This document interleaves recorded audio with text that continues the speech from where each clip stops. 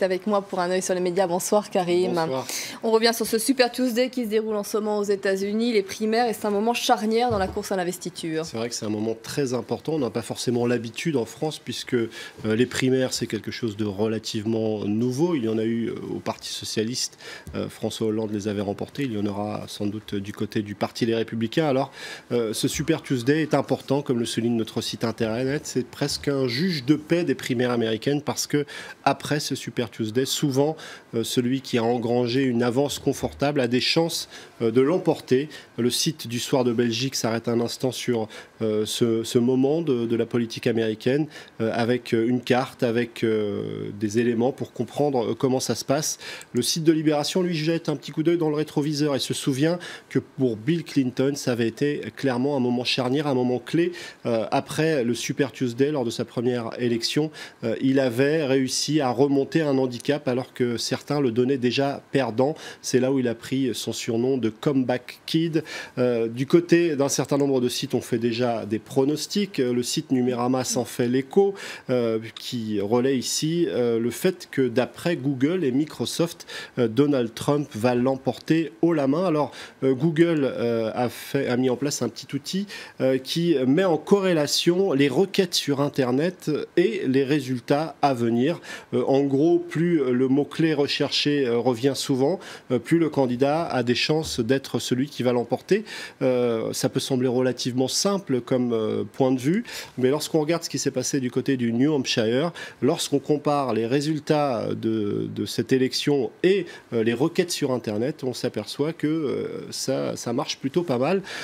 Du côté de Microsoft, on a mis en place un outil un petit peu plus sophistiqué, puisque c'est un outil qui s'intéresse à plus d'éléments, plus de facteurs, les sondages, les éléments publiés sur les réseaux sociaux, les prédictions des marchés. Et grâce à ce modèle prédictif, en tout cas, c'est ce que nous explique Microsoft, Donald Trump va gagner la quasi-totalité des États, à l'exception du Texas, qui reviendrait à Marco Rubio, d'après toujours cet outil développé par Microsoft, alors qu'Hillary Clinton gagnerait tous les États, sauf le Vermont, qui reviendrait à Bernie Sanders. Alors évidemment, tout ça, ça va prendre avec des pincettes, mais en tout cas, on s'affaire pour tenter d'anticiper ce qui va se passer, même si, comme un certain nombre de médias, comme le Huffington Post, expliquent que même si Trump ou Clinton gagnent, ça ne sera pas encore totalement plié, puisqu'il reste un certain nombre de détails, un certain nombre de voix à remporter. Alors autour de Donald Trump, il y a une histoire sur laquelle ses adversaires tentent de capitaliser. Alors cette histoire, elle est arrivée jusqu'aux médias français qui l'évoquent ici sur le site de francetv.info. Donald Trump aurait confié au New York Times qu'il ne tiendrait pas une de ses promesses sur l'immigration. Alors il faut souligner que l'immigration est un sujet clé, une des clés de voûte de la campagne de Donald Trump, qui a été particulièrement offensif sur cette question, avec son mur qu'il veut construire entre les États-Unis et le Mexique, avec ses 11 milliers d'immigrés illégaux qu'il veut raccompagner à la frontière. En gros, au New York Times, en off, il leur a expliqué qu'en réalité, il ne sera pas aussi virulent, aussi dur que sa campagne le laisse présager. En gros, un discours et une politique qui sera peut-être différente. Alors évidemment, ses adversaires lui demandent des comptes, notamment Marco Rubio, qui demande à Donald Trump de demander au New York Times de rendre public cet enregistrement, ce qu'il ne fera sans doute pas.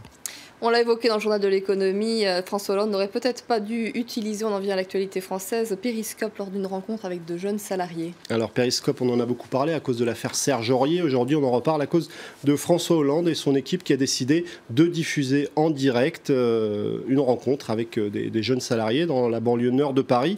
Rapidement, ça va échapper au contrôle du community manager. Sur les réseaux sociaux, on partageait cette image de cette femme qui tente d'endiguer les assauts répétés des internautes, mais surtout les messages particulièrement virulents, insultants à l'égard du président de la République. Alors, utiliser Periscope, est-ce que c'était une bonne idée? C'est la question qui émerge. Du côté du compte Twitter de la communication de l'Élysée, on explique qu'on assume, ça fait 1 an qu'on utilise Periscope, et on assume une modération a posteriori. Mais beaucoup de journalistes considèrent que ce n'était pas forcément une très bonne opération de communication. Le site du Lab évoque un très mauvais moment pour François Hollande en pleine contestation l'interprétation de la loi travail. Cette journaliste de Libération, elle aussi, émet des doutes. Étienne Baldie, lui, parle carrément de fail, c'est-à-dire d'échec de la communication. En tout cas, cette volonté d'utiliser les outils les plus récents n'est pas toujours couronnée de succès. En tout cas, c'est parfois un petit peu dangereux. La ministre du Travail a glissé dans sa douche et certains y ont vu des raisons politiques. Alors, cette explication, c'est celle de François Hollande, puisque Myriam El Khomri, qui traverse une zone de turbulence à cause de cette loi sur la réforme du Code du travail, a dû annuler un certain nombre de rencontres télévisées. On se demande un petit peu, on se pose quelques questions autour de la com, puisque dans un certain moment, on nous a expliqué qu'elle avait fait un malaise, avant que François Hollande nous explique qu'elle est tombée dans sa douche. En tout cas, certains ont même pointé du doigt la responsabilité d'une certaine gauche qui a un petit peu épuisé la ministre ces derniers temps à cause des assauts répétés contre ce projet de loi. Je vous remercie Karim pour votre chronique Analyse sur les médias.